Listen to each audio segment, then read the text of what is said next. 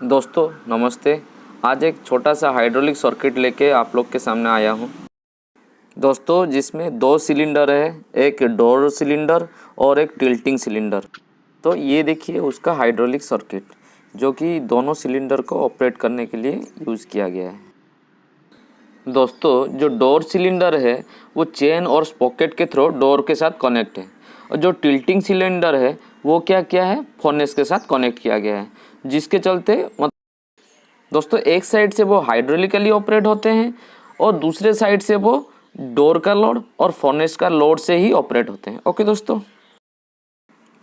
ये एक unique circuit है। चलिए आज कुछ नया सीख लेते हैं। दोस्तों इस सर्किट का जो हाइड्रोलिक ड्राइंग है वो मेरा वीडियो का डिस्क्रिप्शन में है, आप लोग पहले उसको डाउनलोड मारिए, उसके बाद वीडियो देखिए।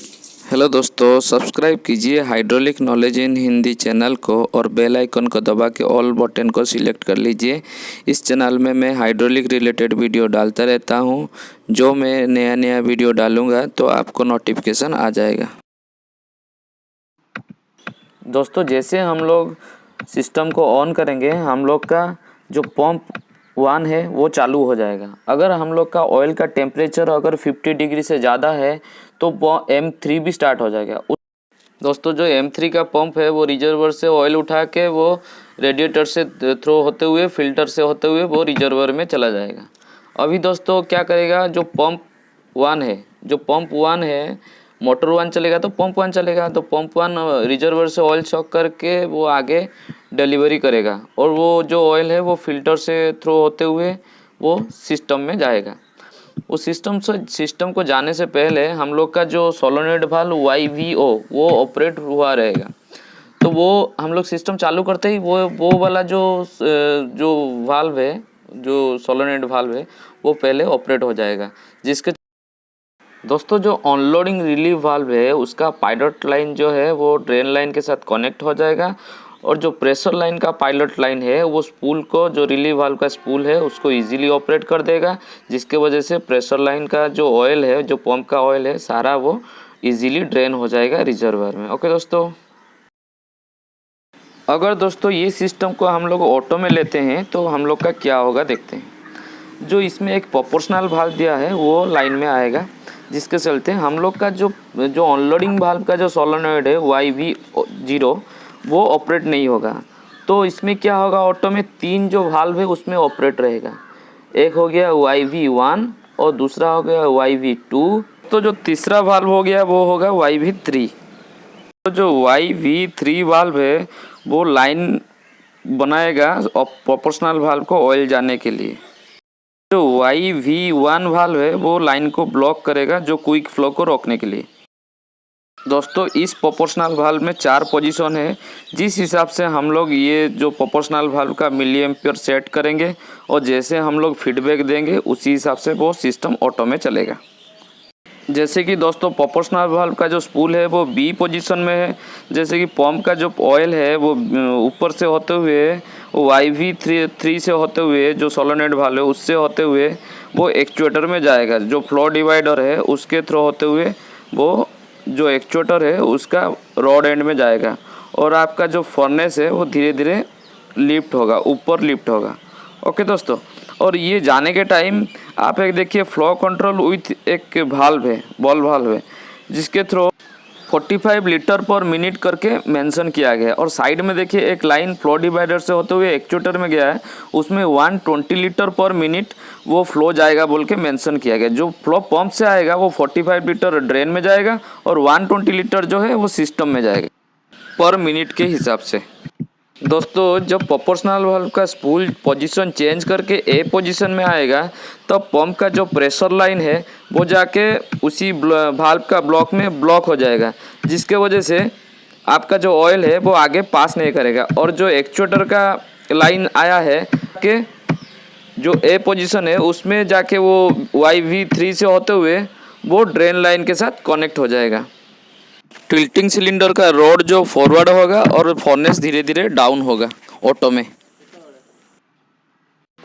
दोस्तों टिल्टिंग सिलेंडर को क्विक ऑफ करने के लिए हम लोग को तीनों मोटर को सीक्वेंसली स्टार्ट करना पड़ेगा। रिसर्कुलेशन मोटर, दोस्तों जैसे सिस्टम में ऑयल का टेम्परेचर 50 डिग्री सेंटीग्रेड से ऊपर जाएगा, तुरंत रिसर्कुलेशन मोटर जो है वो चालू हो जाएगा। वो हम मैनुअल मोड में ही कर सकते हैं, वो ऑटो में नहीं कर पाएंगे। हमको 2 सोलेनोइड वाल्व को ऑपरेट करना पड़ेगा। एक नंबर में हो गया YV1 जो कि क्विक फ्लो को रेस्ट्रिक्ट करेगा, टैंक में नहीं जाने देगा। और जो उसके बाद हो गया YV6 फ्लो रेट को बढ़ाएगा। दोनों पंप चलेगा, उसके लिए फ्लो रेट को बढ़ा के उसी सोलेनोइड वाल्व के थ्रू सिस्टम में ऑयल जाएगा। उसी टाइप का ऑयल जो है फ्लो डिवाइडर से होते हुए रॉड एंड में घुसेगा, आपका जो फर्नेस है उसको लिफ्ट करेगा। दोनों पंप चलने की वजह से आपका एक्चुएटर जो है उस थोड़ा रैपिडली ऑफ होगा और फर्नेस को रैपिडली ऑफ करेगा। फर्नेस को रैपिडली डाउन करने के लिए हम लोग यूज़ करेंगे YV7 जो कि A पोजीशन बनेगा, स्पूल का A पोजीशन बनेगा, जिससे P to B और A to T कनेक्ट होगा। पंप का जो प्रेशर लाइन है वो P to B से जाने की वजह से वो आगे जाके ब्लॉक हो जाएगा, जिसकी वजह से एक्चुएटर का ऑयल जो रिटर्न आएगा, रिटर्न आने के बाद वो जाके चेक वाल्व से आगे जा नहीं पाएगा। प्रेशर लाइन से एक पायलट लाइन आके वो चेक वाल्व को क्रैक करेगा और जो रॉड एंड का ऑयल है वो A to T होते हुए वो रिजर्वर में चला जाएगा। और जो जैसे कि दोस्तों हम लोग YV1 जो सोलेनोइड वाल्व है उसको हम लोग ऑपरेट नहीं किए हैं, जिसके वजह से उसमें भी फ्लो पाथ बनेगा, इसीलिए आपका जो एक्चुएटर है वो रैपिडली डाउन होगा। उसी टाइप का दोस्तों हम लोग देखेंगे एक जो टिल्टिंग सिलेंडर है, स्लो अप और स्लो डाउन। उसके लिए दोस्तों हम लोग को 2 पंप को चालू करना पड़ेगा और 2 सोलेनोइड वाल्व को ऑपरेट करना पड़ेगा। जैसे कि पंप 3 और 1 और सोलेनोइड वाल्व हो गया आपका स्लो अप में YV1 और YV4। उसमें दोस्तों वाल्व का जो है पोजीशन B बनेगा, जैसे P2A और B to T। P2A होते हुए वो चेक वाल्व के वजह से जा नहीं पाएगा, फ्लो कंट्रोल से होते हुए चेक वाल्व को क्रैक करके वो आगे सिस्टम एक्चुएटर में जाएगा। और ये जो V1 का जो सोलेनोइड वाल्व है उधर भी चेक वाल्व है, उसके वजह से मैक्सिमम फ्लो जो है वो ड्रेन में जा नहीं पाएगा, तो वो एक्चुएटर का रॉड एंड में फ्लो डिवाइडर से होते हुए रॉड एंड में घुसेगा। और जो फ्लो कंट्रोल वाल्व है उधर से भी ऑयल टैंक में जाएगा। आपका जो एक्चुएटर है वो रिट्रैक्ट करेगा धीरे धीरे, और जो फर्नेस है वो धीरे धीरे उसको लिफ्ट करेगा। सेम उसी टाइप का दोस्तों फर्नेस स्लो डाउन में क्या होगा, 2 जो वाल्व है ऑपरेट होगा, वो YV1 और YV5, जिसके वजह से हम लोग का जो मैक्सिमम फ्लो है वो YV1 से ब्लॉक हो जाएगा। और जो वाल्व में YV5 सोलेनोइड ऐड करने के वजह से जो पोजीशन A बनेगा उसमें P to B और A to T बनेगा, जिसके वजह से वो प्रेशर लाइन जो है वो आगे जाके ब्लॉक हो जाएगा और जो एक्चुएटर का ऑयल निकल के आएगा वो चेक वाल्व में आके ब्लॉक हो जाएगा। और पायलट लाइन एक जो बैक प्रेशर की वजह से एक पायलट लाइन जनरेट होके वो जाके चेक वाल्व को क्रैक करेगा और A to T होते हुए वो ऑयल जो है रिजर्वर में आएगा। तो जो टिल्टिंग सिलेंडर का बोर एंड है उसमें कोई भी लाइन कनेक्ट नहीं है। उसी टाइप का दोस्तों डोर सिलेंडर का ऑपरेशन देखेंगे, जो कि चेन के थ्रू डोर को अप डाउन कर रहा है। उसके लिए दोस्तों हम लोग को तीनों मोटर ऑन करना पड़ेगा और सोलेनोइड वाल्व YV8 को ऑपरेट करना पड़ेगा, जिसके चलते वाल्व का जो पोजीशन है वो B बनेगा, तो P2A और B to T। P2A होते हुए वो चेक वाल्व को क्रैक नहीं कर पाएगा, वो फ्लो कंट्रोल से होते हुए तो दूसरा चेक वाल्व है उसको क्रैक करेगा, उसको क्रैक करके वो जो हो जाके सिलेंडर का रॉड एंड में घुसेगा, वो फ्लो डिवाइडर से होते हुए सिलेंडर का रॉड एंड में घुसेगा और आपका जो सिलेंडर का रॉड है वो रिट्रैक्ट होगा, आपका जो डोर है वो ओपन होगा, मतलब वो ऑफ होगा चेन स्पॉकेट के थ्रू। और जो बीच में एक जो फ्लो कंट्रोल वाल्व और गेट वाल्व दिया गया है वो ब्लॉक है, मतलब स्टॉप है, इमरजेंसी पर्पज़ में उससे उसको काम में आएगा। वो जो है आपका सिलेंडर का रॉड एंड और बोर एंड को मतलब कनेक्ट करता है। उसको हम लोग वाल्व को ओपन करेंगे तो रॉड एंड बोर एंड जो है वो कनेक्ट हो जाएगा। वो सेपरेट पर्पज़ के लिए वो उसको बंद करके रखा गया है।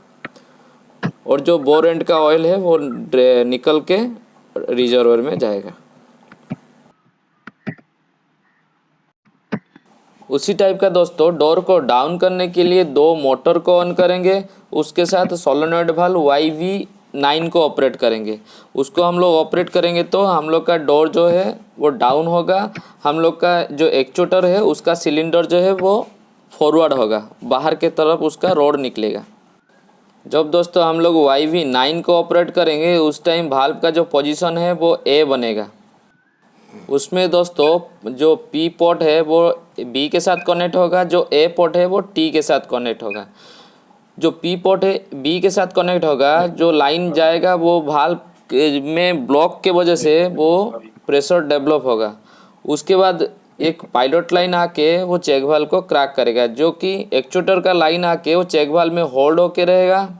जो ऑयल है होल्ड होके रहेगा, ये पायलट लाइन उसको क्रैक करेगा, जिसकी वजह से वो ऑयल जो है A to T होते हुए वो रिजर्वर में चला जाएगा।